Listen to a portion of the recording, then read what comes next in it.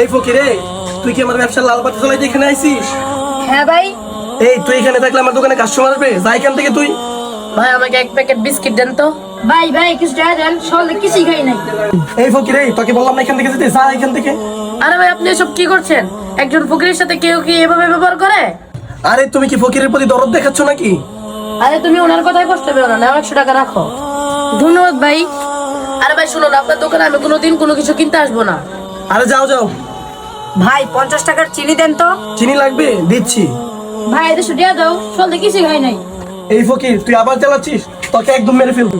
আরে ভাই ভাই থামেন, ফকিরের সাথে কেউ এরকম ব্যবহার করে নাকি? আরে তুমিও দেখি এই ফকিরের প্রতি দরদ দেখাচ্ছ। আরে তুমি মন খারাপ করো না, নাও এই 50 টাকাটা তুমি রাখো। আরে টাকা দিচ্ছে? আরে ভাই আপনার দোকানে আমি আর কখনো আসবো না। হ্যাঁ, কাজ হচ্ছে।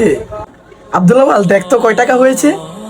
ভাই মনে হয় 2000 টাকা হয়েছে। 500 টাকা রাখ, আর বাকি 1500 টাকা আমাকে দে।